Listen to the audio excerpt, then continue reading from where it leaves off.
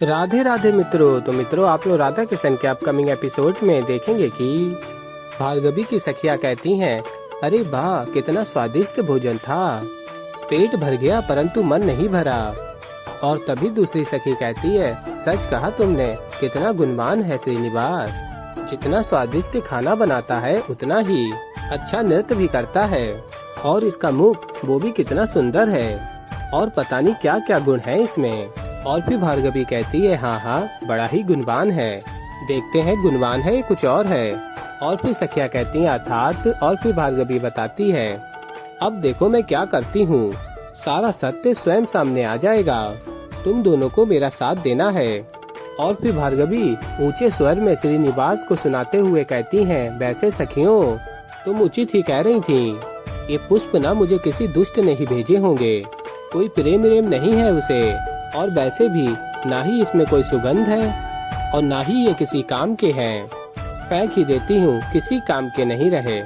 और फिर मित्रों, आप लोग आगे देखेंगे भार्गवी उन पुष्पों को फेंक देती हैं और श्रीनिवास देख रहे होते हैं। और फिर भार्गवी स्मरण करती हैं, अब आया ऊंट पहाड़ के नीचे, अब तो ये कह ही देगा कि ये पुष्प इसी ने भेजे थे। और फिर श्रीनिवास कहते हैं भार्गवी से, तुम्हें केवल सूखे पुष्प ही दिखते हैं, सूखे पत्ते नहीं दिखते। और तभी भार्गवी कहती है, क्या? और फिर श्रीनिवास कहते हैं, क्या क्या? सूखे पत्ते। और फिर जमीन में पड़े हुए सूखे पत्ते को उठा के कहते हैं श्रीनिवास, ये सूखे पत्ते तुम्हें दिखे नहीं, इन्हें भी तो टोकरी में डाल सकती थी ना, या उसके लिए भी श्रीनिवास की प्रतीक्षा करनी है कि श्रीनिवास आएगा, कार्य करेगा, हर कार्य श्रीनिवास ही करेगा। और बताते हैं श्रीनिवास, इसे पता है क्या कहते हैं, जो तुम कर रही हो इसे कहते हैं काम चोरी। नहीं, चुप रहो, अब मैं ही करता हूँ, मैं हूँ ना, श्रीनिवास किस लिए है, यही सब कार्य मैं करूँगा। और फिर श्रीनिवास उन सूखे पत्तों को उठाते हैं और एकत्र करते हैं। और फिर श्रीनिवास स्मरण करते हैं, कहते हैं, तुम कितना भी प्रयास कर लो भार्गवी, मैं इतनी सरलता से हार नहीं मानने वाला। और फिर श्रीनिवास भार्गवी से कहते हैं, वैसे उचित ही किया है, इन पुष्पों को फेंक देना ही उचित है, क्या पता कौन व्यक्ति है जिसने ये पुष्प भेजे हैं, क्या पता उसकी क्या मनसा हो सकती है, क्या सोच हो सकती है, उसके मन में पता नहीं कौन सा कुविचार हो सकता है, हमें तो कुछ नहीं पता, अच्छा किया इसे फेंक दिया। और कहते हैं श्रीनिवास भार्गवी से, वैसे ऐसे किसी से भी पुष्प नहीं लेने चाहिए, और यदि पुष्प चाहिए तो मुझे कह दो, मैं कल से तुम्हारे लिए पुष्प ले आऊंगा। और फिर भार्गवी कहती है, सेवा की ना कोई आवश्यकता नहीं है, तुम्हारे हाथों के पुष्प नहीं चाहिए मुझे। और फिर श्रीनिवास कहते हैं, पुष्प नहीं चाहिए तो कह दो, नहीं मिलेंगे, किंतु यदि चाहिए तो कह दो, मैं अवश्य ले आऊंगा। और फिर कहते हैं, पर अब नहीं लाऊंगा। और फिर सूखे फूल और सूखे पत्तों को एकत्र करके टोकरी में लेकर जा रहे होते हैं और बाहर फेंक देते हैं जाकर। और तभी भार्गवी जाकर देखती हैं और कहती हैं, अरे इस पे तो कोई प्रभाव ही नहीं पड़ा, जैसे इसका पुष्पों से कोई लेना देना ही नहीं है, किंतु मुझे पूर्ण विश्वास है कि ये पुष्प इसी ने दिए हैं, किंतु मैं प्रकट करके रहूंगी, देखती हूँ कि क्या करना है। और फिर मित्रों, आप लोग आगे देखेंगे कि महाराज आकाश ऋषि भृगु से कहते हैं, मुझे बासु की चिंता है, वो कब से प्रतीक्षा कर रहा था इस प्रतियोगिता में भाग लेने के लिए।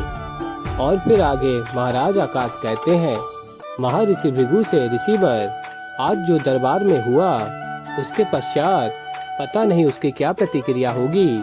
और फिर महर्षि भृगु कहते हैं, कठिन समय में ही व्यक्ति की सच्ची परख होती है राजन, आज राज दरबार में जो कुछ भी हुआ उस असफलता को राजकुमार किस दृष्टिकोण से देखते हैं, उसी से आपको ज्ञात हो जाएगा कि वो आपके पश्चात राज संभालने में कितने सक्षम हैं। और फिर महाराज आकाश कहते हैं, सत्य कहा ऋषिवर। और फिर महर्षि भृगु कहते हैं, अब मैं आपसे आज्ञा चाहता हूँ। और फिर महर्षि भृगु वहाँ से चले जाते हैं। और फिर तभी राजकुमार बासु सारी वार्ता सुन रहा होता है और कहता है, आप और श्रीनिवास मिलकर कितनी भी योजनाएं बना लो, किंतु राजा तो मैं बनकर ही रहूंगा। और फिर मित्रों, आप लोग आगे देखेंगे कि राजकुमार बासु महाराज आकाश के समक्ष जाते हैं। और फिर महाराज आकाश कहते हैं, बैठो, और कहते हैं, अच्छा किया जो तुम आ गए पुत्र, आज जो दरबार में हुआ उसी विषय में मैं तुमसे बात करना चाहता हूँ। और फिर तभी राजकुमार बासु कहते हैं, मैं भी उसी विषय में आपसे बात करने आया हूँ पिताश्री। और फिर राजकुमार बासु बताता है, पहले मैं बहुत क्रोधित हुआ कि मैं इस प्रतियोगिता में इसलिए भाग नहीं ले सका क्योंकि ना तो मैं एक राजा हूँ और ना ही आपने मुझे भावी राजा घोषित किया है। फिर मैंने इस विषय में काफी गंभीरता से सोचा और मुझे ऐसा प्रतीत हुआ कि मुझे अपनी योग्यता आपको दिखानी चाहिए। और फिर महाराज आकाश कहते हैं, क्या कहना चाहते हो? और फिर राजकुमार बासु कहता है, मैंने निर्णय किया है कि मैं प्रत्येक रात्रि महल से प्रजा का हालचाल देखने निकलूंगा, देखूंगा कि वो सुखी हैं भी या नहीं। ये देखिए, मैंने सब निश्चित कर लिया है कि मैं कब और कहाँ जाऊंगा।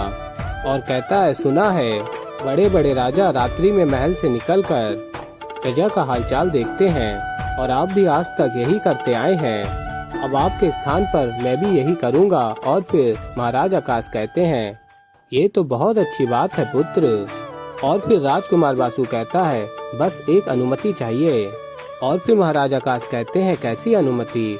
और फिर राजकुमार बासु कहते हैं, यदि कुछ अनुचित हो जाए जिससे कि मुझे आपके मार्गदर्शन की आवश्यकता हो और रात्रि में किसी पहर आपकी नींद भंग करूं, तो आप क्रोधित तो नहीं होंगे? और फिर महाराज आकाश कहते हैं, तुम अच्छा कार्य करने जा रहे हो, मैं तुम पर क्रोध नहीं करूंगा। और फिर राजकुमार बासु कहते हैं, अब मैं चलता हूँ, रात्रि की तैयारी जो करनी है। और फिर मित्रों, आप लोग आगे देखेंगे कि राजकुमार बासु जा रहे होते हैं और स्मरण करते हैं, जगाऊंगा तो अवश्य, क्योंकि विश्वास है कि श्रीनिवास कुछ तो उल्टा करेगा और मैं आपसे रंगे हाथों पकड़वाऊंगा उसे। और फिर मित्रों, आप लोग आगे देखेंगे कि श्रीनिवास जल से अपना मुख धो रहे होते हैं और कहते हैं, क्या बात है, आज तो बड़ी अच्छी निद्रा आने वाली है, बहुत कार्य किया मैंने आज। और तभी भार्गवी आ जाती है और कहती है, अच्छा इतना कौन सा बड़ा कार्य कर लिया, सूखे पत्ते साफ किए, भोजन बनाया, इससे अधिक तो कुछ किया नहीं ना। और ये क्या, कितना जल बहाए जा रहे हो? और कहती है भार्गवी, कितना जल व्यर्थ कर दिया। और फिर तभी भार्गवी की सखियां कहती हैं, ओहो, जल से स्मरण हुआ, हमें चलना चाहिए, संध्या होने से पहले नदी से जल भरना है। और तभी भार्गवी की माँ आ जाती हैं और कहती हैं, भार्गवी तुम्हें भी तो जल लेने जाना था, इन्हीं के साथ चली जाओ। और फिर श्रीनिवास कहते हैं, हाँ हाँ आप सब जाइए, मैं तो नहीं आ रहा, मैंने बड़ा परिश्रम किया है, बहुत सारा कार्य किया है, सबके लिए भोजन बनाया है, भले ही किसी को अधिक ना लगे, मैंने बहुत परिश्रम किया है।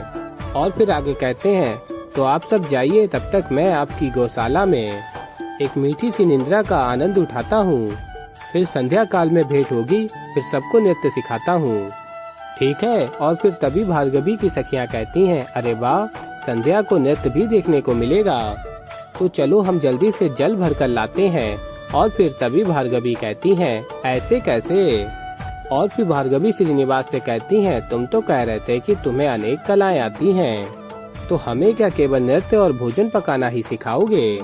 और फिर भार्गवी कहती हैं, माँ मुझे तो लगता है कि इसे जल भरना भी ना हमसे अच्छा आता है, वैसे भी हमें इतना समय लगता है जल भरने में, कोई ना कोई विधि तो इसे अवश्य ही ज्ञात होगी, तो बस आज श्रीनिवास ही जल भरेगा और हमें जल भरना सिखाएगा।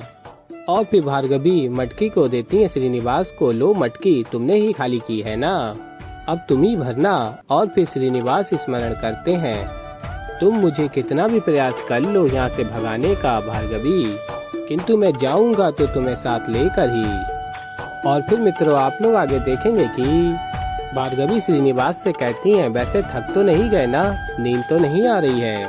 और फिर श्रीनिवास स्मरण करते हैं, लगता है अब ये चुनौती लेनी ही पड़ेगी, नहीं तो तुम मुझे दुष्ट के साथ साथ कामचोर भी कहने लगोगी भार्गवी। और फिर श्रीनिवास कहते हैं, हाँ मुझे निद्रा तो आ रही थी, पर अब कहीं वो चली गई। और कहते हैं, आप सब निश्चिंत रहिए, ये कार्य भी हो जाएगा, मैं आप सबको कला सिखाऊंगा जल भरने की। और फिर भार्गवी स्मरण करती हैं, तुम धूत हो, पर मैंने भी ठान लिया है कि 2 दिनों में तुम्हें यहाँ से मैं निकाल कर ही रहूंगी, अब पता चलेगा तुम्हें कि तुम्हारा पाला किससे पड़ा है। तो ऐसे ही मित्रों आगे और भी बहुत कुछ देखेंगे आप लोग, तो अभी के लिए इस वीडियो में इतना ही। तो मित्रों, आप लोगों को वीडियो पसंद आई हो तो वीडियो को कर दीजिएगा लाइक। मैं मिलता हूँ जल्दी एक नई वीडियो के साथ, तब तक के लिए राधे राधे।